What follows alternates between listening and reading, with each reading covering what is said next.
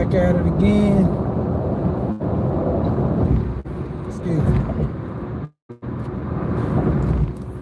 This might be quick, might not be that long. So, what's really helped? When it comes down to it, a lot of us don't have no knowledge. So, we therefore behind the eight ball.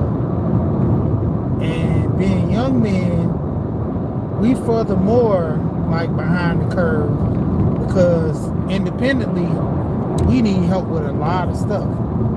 We need family that has some type of knowledge to pass on to the kids, whether it be boys or girls. But boys, you're gonna get it 10 times worse.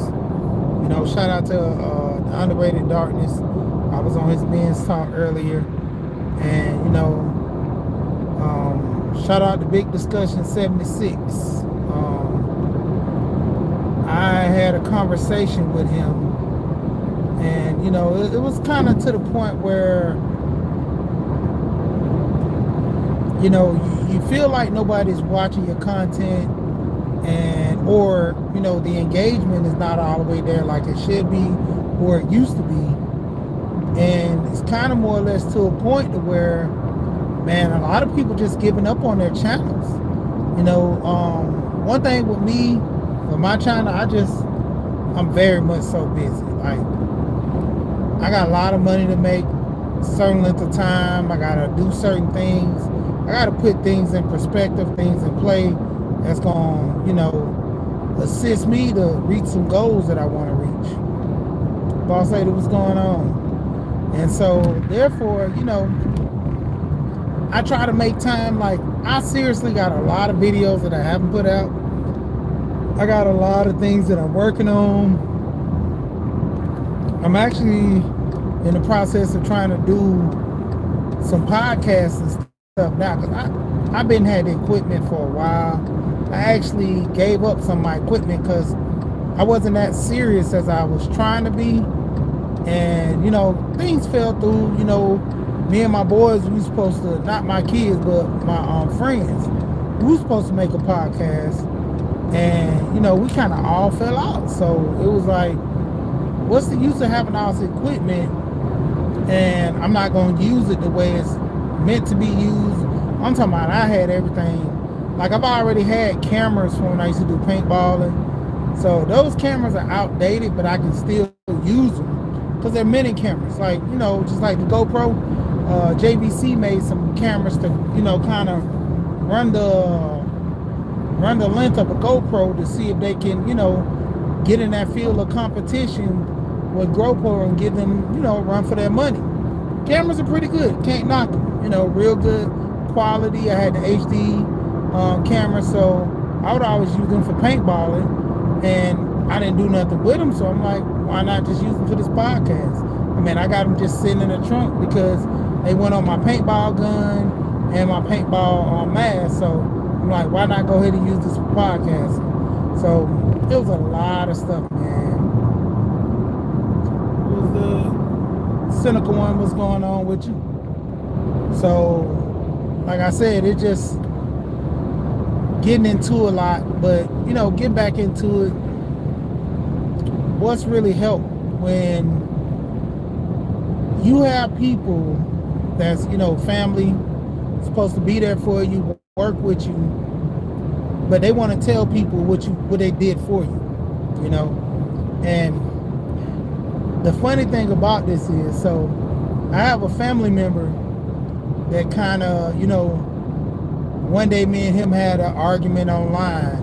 It was on Facebook. So he was drunk at the club partying, and you know, he flexing, showing off his money, showing off, you know, it was his paycheck. He's a 9-to-5. This guy not street, you know, never been street. His dad was more gangster than him, but his dad wasn't really street. His dad was like really like he was really bought that life, but he wasn't no drug dealer type of dude. Because, you know, he did bounty hunting / bouncing. So he was one of the ones that was ready for action. What's going on, Lonzo? Shout out to you. So, but anyway, my cousin, you know, me and him, was having a conversation about, him drunk and acting wild on Facebook. I said something to him, and he was like, "Oh man, you a hater. You just mad at me because you broke and you ain't got no money." I'm like, wow. So, lo and behold, a couple of months, passed. We start back talking because, he went to jail for drinking. Mad at the world. Got out of that little phase. But he would always call me like, "Man, what you doing, cuz?" I'm like, "Nothing." He's like, "Hey, I know you got a truck. You help me move?" I could have been like, "Nah, man. Remember all that junk you was saying about me, calling me broke and stuff? Yeah, I'm broke. I ain't got no money. Go rent you a truck. This and that." I'll say, "No, good. I got you." So he's like, "Man, I'll take care of you, man. I give you some money and stuff, man." He running like, "I'm gonna give you $150, man, because you're gonna help me move, right?" I was like, "Yeah, I'll do that. Go ahead." So get there, help him move. Right before we get ready to move, he's like, "Man, I ain't got nothing but like $100. I was like, "All right, cool, we family." Then he gets down, "Oh man, I thought my girl was gonna come with the 25 because I had 75. I was like, "Cool. We family. I was gonna do it on the script regardless." But, it's like I wasn't going out there, like, pretty much between me talking to his dad and talking with mainly just his dad, and I'm saying it now, that I didn't clown him because he clowned me, saying that I was broke and all this stuff and I'm hating on him. But yet he's calling me, asking me for stuff. And then, not to mention, he's asking me for money. Like, literally calling me, asking, "Hey man, you got some money?" I said, "What you want with $20? Like, this is go-to. Can I borrow $20? I'm like, "Dude, you got a kid. You say you need some gas money. To this day, just going to get 40. Because 20 ain't going to do nothing. You smoke, you ain't got no cigarettes. Take 20, you can go get 2 loose cigarettes and you good. Or take 50. Now I'm offering this guy money. But yet I was broke. And, just this weekend, talked with his dad. He was talking with his, youngest son, which is his brother. He get his younger brother to come help him do stuff, invites him out, and then shames him in front of everybody. Like, "Oh man, I gotta pay for this broke dude drinks. Hey, you want something to drink?" Which his brother don't drink. He drinks sodas and stuff. Like, he's one of those to the temple type bodies to where he's not really telling people that, "Hey man, yeah, I ain't got my father money gear on today." But yeah, it was crazy. And I'm like, why are you going in on your brother like this? Like, I could have really flexed on him and told him, I'm like, "You borrow money from me. Like, you short on your check." But I'm like, why are you doing your brother like that? Like, how are you helping him, but yet you shaming him at the same time, telling everybody he ain't got no money? His brother's like the neo soul type.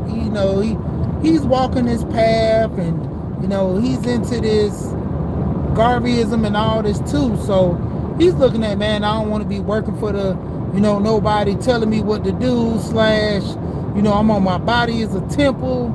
He works out, grows his dreads, eat natural fruit. Like, he's on some other type. Like, he even said, "Oh man, I had cancer and I beat cancer. I went holistic like Dr. Sebi, and I was, man, just to let you know, we got a family full of liars. I ain't gonna say full of liars. We got a handful of liars in the family. I got one in my family, which would be my middle brother. The one that's above me, he's a liar. I think my older brother, he's a liar, but not that bad. Then my cousin, his sons, he got 2 sons that's liar. The oldest one and the middle one. Dang, it's kind of like with me and my brothers. You got the oldest one and the middle one are liars. But lo and behold, but then they want to always talk about what they do for you. And I'm like, man, it's like, where's the real of it? You say you're going to help me out. You're going to give me a chance. You're going to do this for me. But then you go brag and tell everybody you did it. Like, is that real love? Like with me trying to help people talk this money, there's people I've helped on YouTube. I never came to YouTube and told who I helped out, what I like. There's people I did stuff for. They said that I was doing stuff for them. I would tell them keep this on the low because I'm not gonna let everybody know I do stuff for people because I don't want to be considered the charity guy or the handout party. Like, hey man, this dude gave me this much money on a cash app and I didn't ask for it. I said I need this and he shot it to me, or man, he didn't give me no money, but he sent me something that I was looking for or I needed. That type of thing. I support, some people on these channels and stuff like that, but it got kind of hard for me to keep doing it because a lot of people wasn't genuine what they were doing, and the stuff that they, just clowning other people, man. And I'm like, you doing this, but I know like the way you move. I know your intent. Like, we've done got close as friends. I know you do this and you're not really this type of person. You talk about people to this extent, that this and that, but you're not this. I don't air people out like that. So if I do something for you, I just do it on the screen. If me and you cool, I'm doing it because me and you cool. I'm not, yeah, man, I helped that old boy, man. He was struggling, man. He couldn't pay his rent, or, he needed this type of money. Like, you see these YouTubers, man, and it's, shout out to APTV, shout out to him. Shout out to APTV. Yeah, he was saying that the Passport Bros, this one guy on there, I watch his channel. Well, I watch his channel through his channel where he talks about him. This guy goes and I'm in Georgia. This is UGA hat. I'm not with that. But you see I got on two colors. 3, 4, whatever. But yeah, man. When it comes down to it, this guy was like raising money for his campaign for him to stay overseas. And I'm like, why be over here flexing online and you ain't got the money? But it's just crazy. And then, like I said, people helping him out, they gonna start up a live clowning him. Yeah, man, I had to get this guy this much money and do this for him. Why do it if you're gonna clown him? But everything is like content now. Everything is live. Like social media people, even people who are not really on social media like that. I've heard and seen people in real life, like on Facebook. I know friends, I know family members, they get on here going crazy. I knew this one girl, man, she aired out her baby dad on Facebook, talking about how much of a deadbeat he is, he don't do this and do that. And I'm like, that's not a good look, because that shows like your poor choice of, men and the character that you thought he had, but you gave him a baby. So I'm like, that's not a good look. I'm telling her, that's not a good look. You might don't need to air this dude out because it airs out your flaws as well. I'm coming from a point of trying to help her, but once she kept it going, I'm like, hey, hats off. I'm done with it. Like, and it's a lot of cool people that you try to help and work out, but everybody wants something in return. Everybody wants to, kind of rub it in each other's face now. Just like I was telling the Underrated Darkness on this channel, I mean, it's glorified for these kids not to listen to their parents because, hey, at the end of the day, our parents don't know nothing. Like I told him, we came up in the age right now of technology, the internet. Man, our parents didn't have none of that. What is that? The Dewey Decimal System. A lot of kids don't even know what that is. The whole card system and all that, the library, man, they will be shook. Where the search bar? Where to find this stuff in the search bar? We had the catalog. I mean, looking at map. We had MapQuest just started, but I'm talking about an atlas to where you would go look at a grid system to find out which street you were on, look up that street in the grid system, and it'll pinpoint where you are on a map, and then turn around and go and look up the street that you were going to because you was lost. Then you would map it out with a marker or something, or by eyesight or whatever. That was the systems that we lived in. But Like I said, everybody kind of work with each other to an extent. Now, man, it's a competition, man. Like, it's just straight competition with each other. I gotta son you. I gotta show you that you worthless. I gotta show that I'm better than you. What's going on, Bronze? And it was a big thing, like, these two dudes, I said, but these two dudes, they got into it, right? And the one guy was like, man, I'm better than you. I'm this and I'm that. And they was like, the one guy was like, man, I didn't even know we was competing. We brothers. Why are we competing? Why are we in competition with each other? And it's strange, like, you grew up with each other, or around each other to an extent or whatever. Now you got animosity towards your own brother, own sister, mom and dad, because people are doing that, man. The kids are hating on the parents because they make more money than them. But your dad's job working at the sanitation department put you through college. But now you better than him because you in the corporate world, and you making what's the top numbers right now? 6 figures. You making 6 figures, so you better than your parents. Like, how's that on your resume? Of life. You better than your parents because you make 6 figures. But like I said, your dad's sanitation job is the job that got you in college paid up. You came out with no student loan debt, and if you did, it was a little bit at a time. April Shower Network is in the building. What's going on, April Showers? And I mean, it's just crazy, man, how we take a lot of this stuff for granted, man. Like, a lot of our parents, man, they sacrifice so much for us. And now look at us, man. We just ashamed, man. I was looking at, what's his name? John Hope Bryant. And he was saying, man, 20 years, man, got to go by to right this wrong. This sexy red culture, this thug life, YN culture. Man, it's gonna be crazy, man. Like, we gotta get the YN culture out.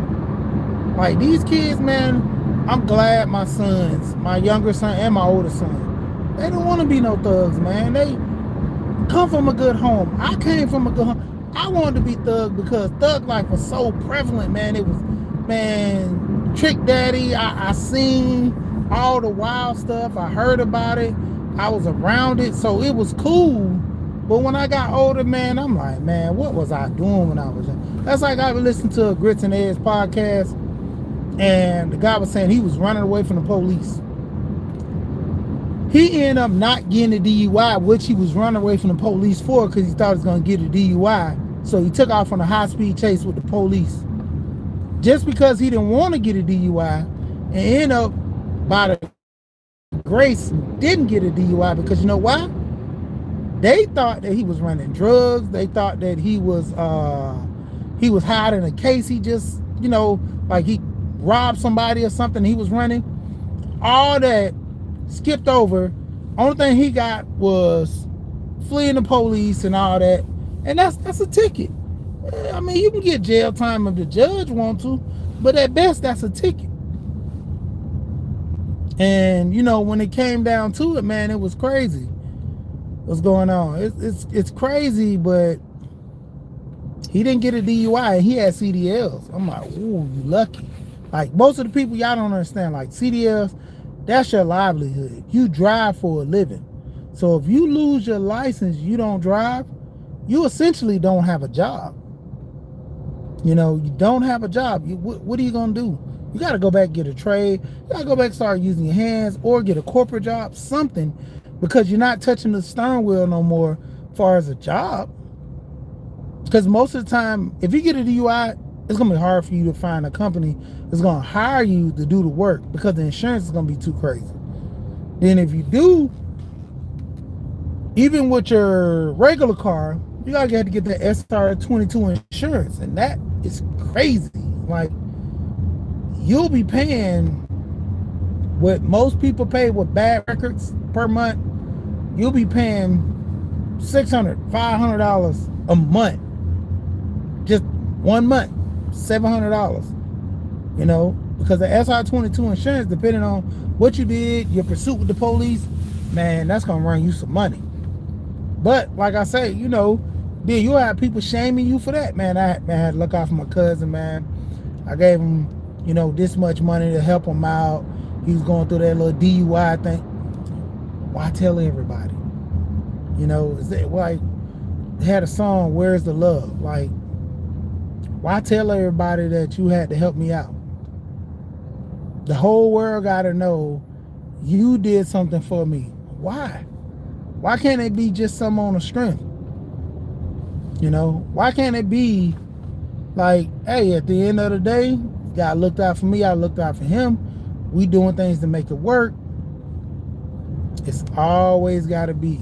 You know, I kind of checked out from YouTube lately because I've been working a lot. And so I'm like, man, my focus might not be on the topics or what I need to do. Because sometimes, you know, you get on here, hey, Go Professor, I always say, man, conversations have legs and just start walking, you know. So you'll get in one, you know, dire talk and then end up going into something else, you know. And like I said, you know, just people clown, man. That's like, I've yet to tell my close friends about me doing YouTube.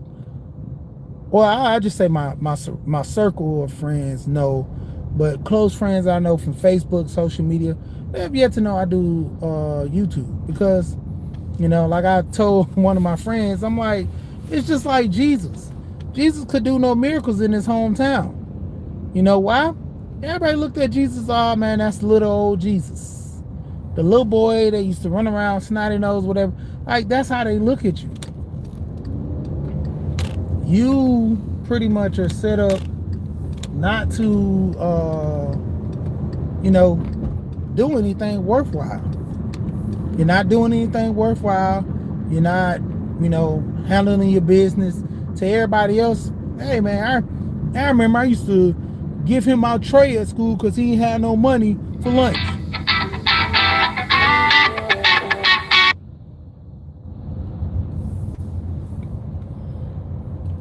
Sorry about that. I had a call coming in. Yeah, but it's like, you know, we had it bad in school, man. Like, a couple of us, man, we looked out. We was cool. Like, just my son was just telling me this. He was like, yeah, man, Dad, I needed some extra money because my friends didn't have no money. And so I wanted to help them out when they went to the aquarium. And all good and dandy. They went, had a good time. I don't know why the school did this, but they chose to make them eat at the aquarium. Places like that are expensive. They didn't have no type of plan set in place where they get a discount for the kids for eating there, none of that. Man, I already gave them, I think, what, like $20, $30? They come calling back for like 10. I'm like, hold on, bro. The food can't be that. Like, bro, this is like going to a 5-star restaurant. Like, seriously. And my son's like, yeah, Dad, I need my $10 more. So I'm thinking like, man, what's going on? Like, bro, I know this boy ain't buying it. He told me a pack of Sour Patch cost $10. I'm like, nah, ain't no way. Ain't no way. But I kind of believe it going into some of these other places that a little small pack of Sour Patch you might get at the Dollar Tree, that they're getting these Sour Patches and they're selling them for this price. I'm like, man, nah, this is crazy. It's preposterous. Like, really? But yet, that's the whole thing. Like, they are doing that because why? They can. They can do that. Because why? They can. These kids coming here, they ain't got no money. So pretty much they set to the point of whatever the parents give them, or they just starve, you know. And even with, you know, them eating and doing what they supposed to do, if parents ain't got no, I was one of them kids, boy. Like, if I didn't have no money, I just didn't have no money. Like my friend might look out for me, and I have to, do something for him, work it out. We cut a deal. I might have to go, beat up somebody because I was kind of big when I was younger. Or, I get him the money later. I have to get it from a family member or something. But hey, that's just how it is. And like I told my son, I was kind of a little upset with him. But then he was like, man, I was looking out for my friend Conscious in the building. What's going on, Conscious? Hey, man, I've been missing your lives in the morning. Like, dog, I don't even hardly be on YouTube, man. I gotta see your latest epidemic on the Trump era, man. Hey, man, I got a Trump shirt.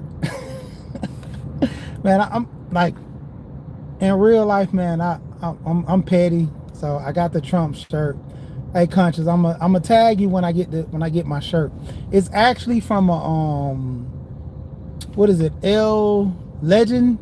The Legend, I don't know if you've seen them, but they have Legend clothing company, but they make the clothes and they sell them in raffles to where you can win some. So I was like, I buy a shirt or something. To me, I think those things are kind of scam likely because you can do a raffle and just give it to your friend or your coworker. So.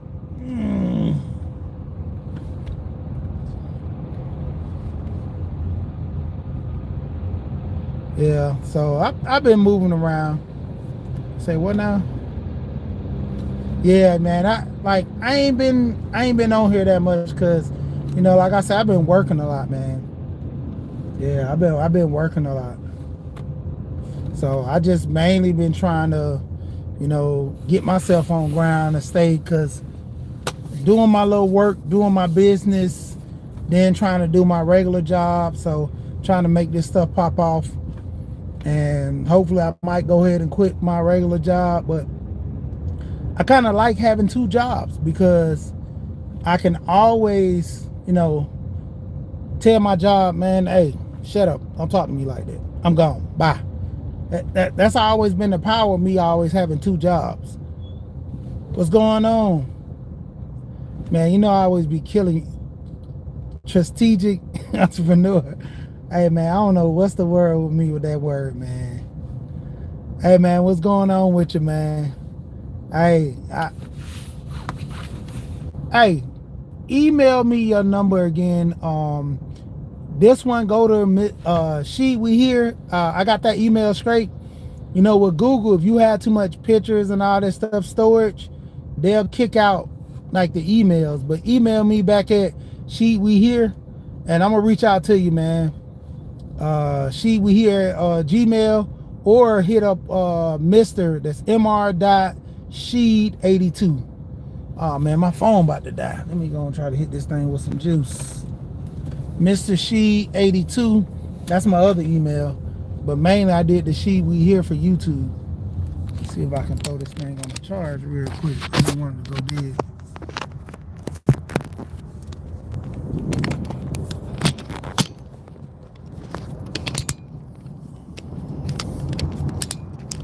Yeah, man. Yeah, I've been out, man, because like I said, I've been grinding, hustling, doing my thing, trying to find little business avenues and things on the side. I got to actually get, LLCs together. I'm going to actually start this business thing back off right. Starting a new venture, so LLC has to be done, paperwork. And this one, I'm pretty much doing it on my own. I've always did companies with other people, working with them, and we do stuff. But now, going out on my own, getting everything right. So, process, man, it's a process, But like I say, man, it's just you getting to a point where you helping people and looking out for them. You don't have to tell everybody you're doing all this stuff. Even to the point, like I was explaining with my cousin, like I wasn't telling nobody that I'm doing all this stuff for him, but he goes back and front his brother out like, yeah, I'm like your own brother. Like, I understand, you have your beef with your friends, but you out here flexing to everybody with your brother.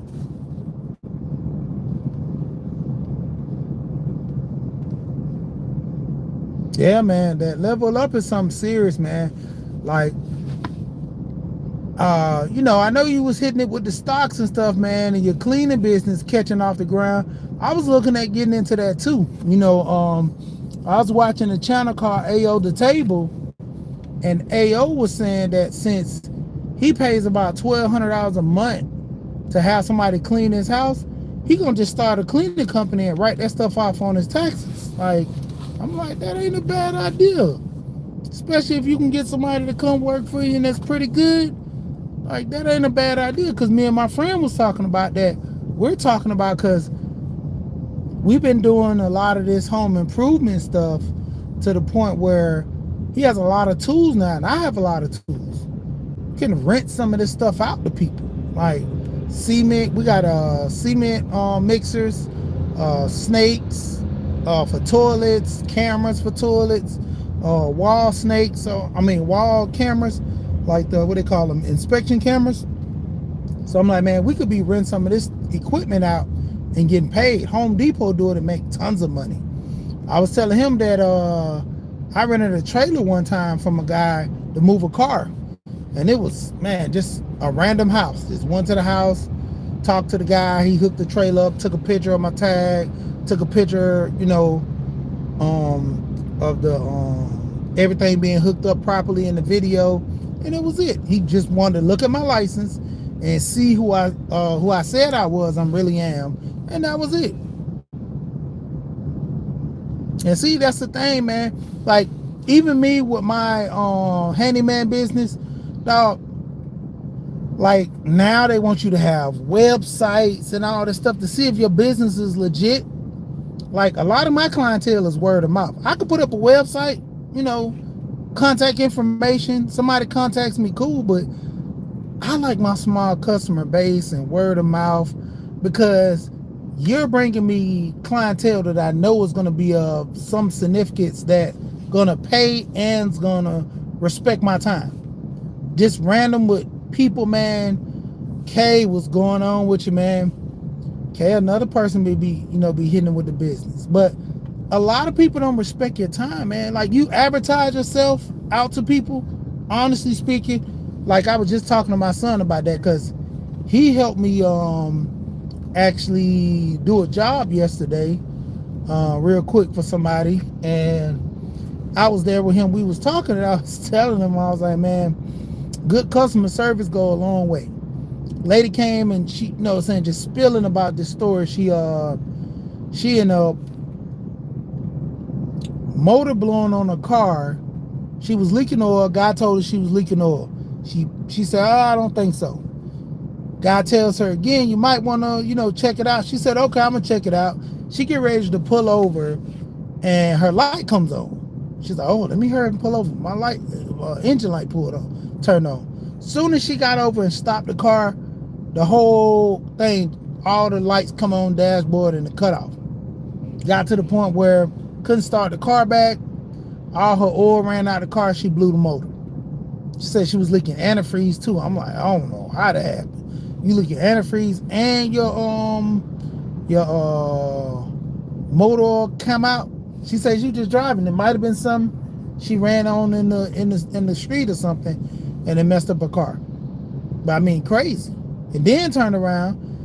She gets her car towed. She don't have her key to the house, because she got to push the start. I guess she had two separate keys, who knows. But she locked herself out the house. Only way she was getting the house is a garage door opener, and she left that in the car.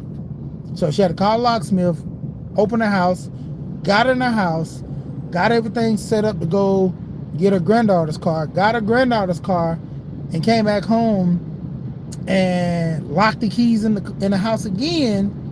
And she was like, this time I ain't calling locksmith. Remember, she had the garage door open. She went and got it from the people. She was like, I'm just gonna kick the basement door in or something like that. And I don't know why she locked that door, but she said just so happened she didn't lock the top, she only locked the bottom lock. And the guy did something and shimmied the lock open by, popping it open, and everything was good. And next thing you know, she goes upstairs to drive the car again, because she didn't put it in the garage. She said she heard the garage door open, or some kind of spooked her. She went down there to go check, seen the garage door open. She's like, I hope it wasn't open all this time. She see all this water coming. She's like, where is water coming from? Water heater kicks out. Water, I'm talking about going crazy. She's like, man, too much stuff going on with me. Her birthday's the next day. She's like, I'm not going nowhere. I'm trying to get somebody to come fix this for me. And then she goes to eat some food and crack her tooth. She's like, man, when it rains, it pour. And my son was listening to me talk, listen to her, talk with her. And I'm like, see, that's good customer service. I could have said, ma'am, I ain't got time to do all this. I got a job to do. I got to hurry up. Actually, I had to go hurry up. I had to do something else. But I sit there, listen to her, talk with her. We had a conversation. It was real polite. My son asked her name. She said, Miss Joan. No, she didn't say Miss Joan. She said, Jonah. And he said, all right, Miss Jonah.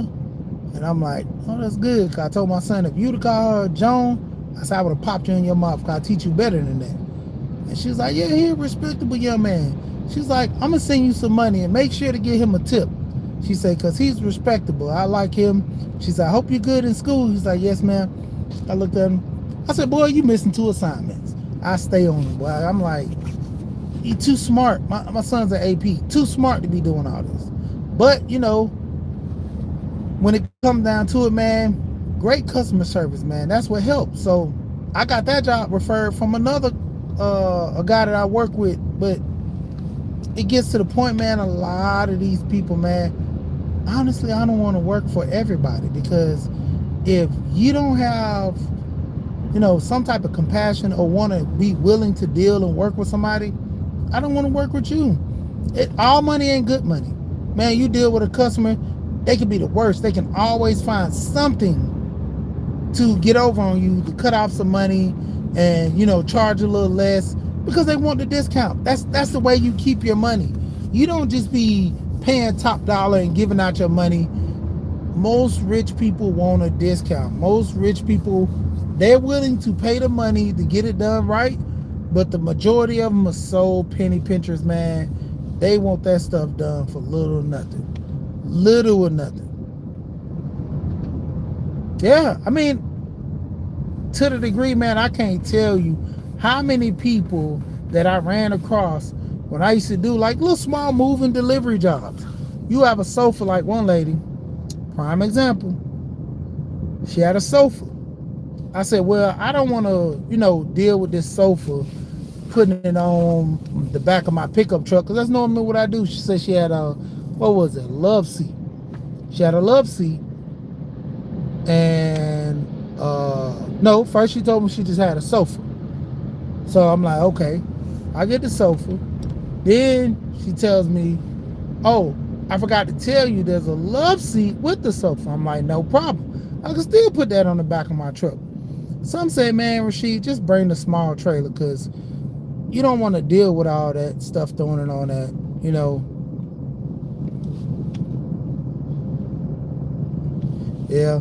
And so, yeah, people, they try to get that negotiation down. But I'm like, I'm not having it. You know, sometimes, man, I just have to let them know my price is my price. If you don't like it, you have to go somewhere else. You know, if I'm in a good mood, you know, you're pretty cool, I might work something out with you. But if I see you off the gate trying to, you know, as we say, playing spades, trying to pencil with me, I'm just going to write you off, man, from the jump. And I'm going to just go ahead and discount myself, get myself out the, you know, area. But, you know, the crazy part, I got the small trailer, which I always tell people, $75 for the back of my pickup truck, $150 for my small trailer, because that means I'm going to have to put more stuff on there, and I'm going to have to load my truck and load the trailer. So the lady was like, yeah, I just had the sofa. I get there, she said, it's a sectional, it's not that. I'm sorry. So the sectional is, you know, I think it was like 5 or 6 pieces. So I'm like, man, I'm glad I did bring the trailer, because I would end up making 2 trips. And the lady stayed in Lawrenceville, but the place I was delivering to was South Georgia, and delivering in, I'm sorry, not South Georgia, but south of Atlanta. And it was about, I would say, a good 45 minutes away. And that was, you know, counting the little traffic that was there. And, you know, charged her I was only supposed to charge her 75, and I said, ma'am, it's a little more. You had, and then like I said, it was not just a sectional. She had also had she had an end table, she had a table, and she had some chairs. So I'm like, man, I'm like, I'm trying to work with you, but you keep adding stuff. So I'm like, I'll just charge you $100. And I'll say, cause she's an older lady, and I'm trying to work with her. So I said, I'll just go ahead and charge you $100. Older lady. Come to find out, it was her daughter, and so she's like, I get my son to help. I get my son-in-law to help you to try to work, cause it's supposed to be one thing and it's more.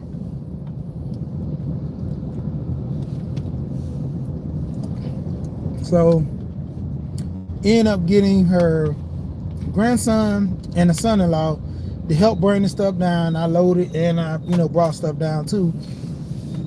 They put all this stuff into an apartment, crazy tight. I ended up having to hop the curb, go down the hill into the bottom level and put the stuff there. Then took the old sofa out, that was a mess, and brought it up, which I didn't have to do, but I went on and did it, trying to be nice. So the lady, she ended up getting on her son, them, and her daughter, and made them give $25 a piece, which gave me $150, what I normally charge. But considering all the extra stuff I did, plus the extra stuff, that was supposed to be like close to $200. And that was just for that one job. But like I said, excuse me, but I work with her. And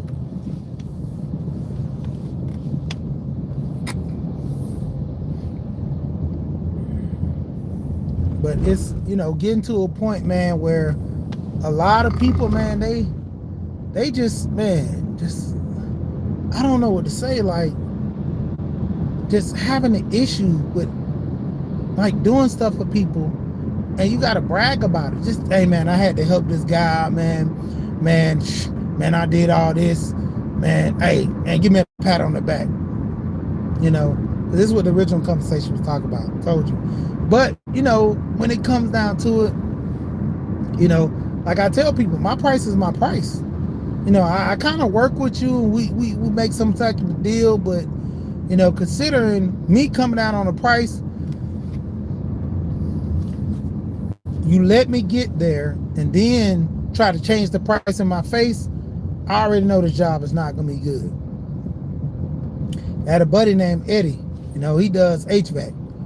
And this guy retired at 58. He made enough money to retire at 58. He was like, man, I'm done working. I'm done. I don't want to work no more. So he pretty much, that summer, he already gave himself, I think I met him in 2018, 2019 probably. And we, kept in touch. We always work with each other, kind of pass contacts to people and stuff.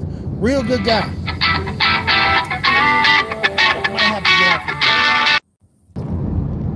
Man, I'm about to get off here. My wife just hit me up. But shout out to everybody. We'll talk again. I'm just on the ride home. I was going to give a little conversation, man. But like I said, man, don't do stuff for people and rub it in their face. And don't do stuff for people just to, go back and, tell everybody what you did for them. Because at the end of the day, man, it takes a lot of pride for some people to come and ask you for a favor. And then for you to go and do something like that, that just gets them in a position to where they don't want to ask for help. You know how many people lose their house instead of selling it because their pride? Like, stop letting your pride get the best of you, man. If you need help, ask for it. Sometimes you have to know who you're asking for help for, or, to, and talking, but in the end, man, if you need help, just ask for it, because we all out here trying to make it. We all out here trying to do the right thing. We all out here trying to make some things work, but it starts with you, man. It starts with you putting your foot down, asking for that help, even though that person might do you wrong. If you need it, you need it. The person intent, they're gonna do it if they help you and if they don't help you. they still gonna talk about you. So get the help, get some things together, and pay them back or do whatever, so you won't have to depend on them. Because it's a lot of people, man. We depend on people, and we think that they're having our best interest. I mean, to be honest, sometimes you have wives and husbands doing this same thing. You have family members, moms and dads. You know how many kids have relied on their parents for something, and they go back and tell everybody in the family. Now you walking in the family reunion, everybody knows that you had an abortion, or your girl had a miscarriage because you hit her or did something. All this stuff, man. So it comes to a point, man. It's good to stand on your own and be responsible, can take care of things without no assistance from nobody. But then it's always to the point, man, if you need help, just go on and get it. You got to deal with the consequences of people talking about you in your face or behind your back. Why not go ahead, get your things squared away, and not put yourself in that predicament or that situation again. That's all I'm saying. But shout out to everybody. We here, you know what I say. We here, and we gone. Peace.